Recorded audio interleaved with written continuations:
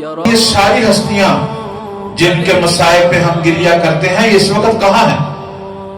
میں بالکل واضح کہہ رہا ہوں، اس وقت عالم برزخ میں ہیں یا نہیں؟ شہداء ہیں، اور شہداء خدا کی نعمتوں میں غرق ہیں یا نہیں؟ اللہ کی نعمتیں ہیں، خدا کا رزق کھا رہے ہیں۔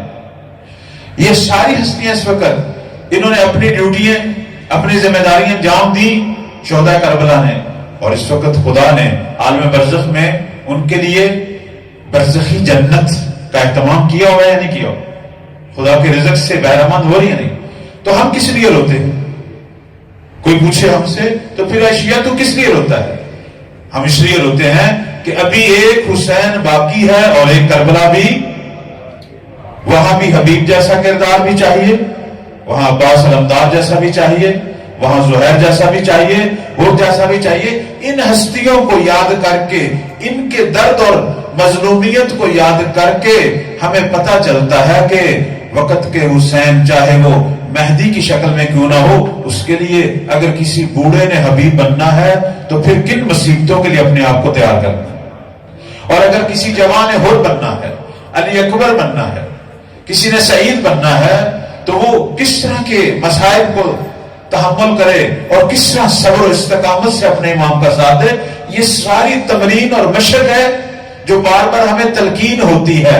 ایک حسین باقی، ایک کربلا باقی، جس طرح 61 ہجری کا حسین تنہا اپنے ناصروں کی راہ تک رہا ہے، آج بھی مہدی ویسے ہی تنہا ہے، اپنے ناصروں کی راہ تک رہا ہے۔ اور میں نے پہلے بھی شاید کہا ہوگا آپ کی خدمت میں، ہماری عزاداریاں صرف مولا کے ظہور تک ہیں، اس کے بعد شیعوں کی عزا کے زمانے ختم۔ یہ تو ہمارے بعض موالی ایسے ہیں کہ جو کہتے ہیں نہیں ہم تو بہشت میں بھی جائیں گے، وہاں بھی ماتم کریں گے، وہاں بھی عزاداری کریں گے۔ یہ تو ہماری عقیدت ہے، ورنہ جب آل محمد کی حکومت قائم ہو جائے، جب منتقمین سید الشہداء سے، دشمنان اہل بیت سے زہرا کا بیٹا انتقام لے لے، اور جب وہی حسین کہ جس کو ہم یا حسین کر کے ندا دیتے ہیں، جب اپنی قبر سے اٹھ کر مہدی کا ناصر بن کر دنیا کا حاکم بن جائے، تو پھر یہ عزاداری نہیں رہے گی، پھر ہماری عزاداری نہیں ہوگی، پھر دشمنان اہل بیت کی عزا کے دن شروع ہو جائیں گے۔ وہ تو ہماری خوشیوں کے دن ہیں۔ یہ ہمارا علم جو یہ سیاہ پرچم اس وقت سفید پرچم کی شکل اختیار کرے گا، اس وقت دنیا پر آل محمد کا سفید علم لہرائے گا، چونکہ آل محمد کی حکومت ہے جو پوری دنیا کے لیے امن و سلامتی کا پیغام دے رہی ہے۔ اب یہ سیاہ ہمارا علم سوگواری کی علامت ہے، ہمارے حزن کی علامت ہے۔ جب تک مہدی کا ظہور نہیں ہوتا ہم حزن کریں گے، ہم عزاداری کریں گے۔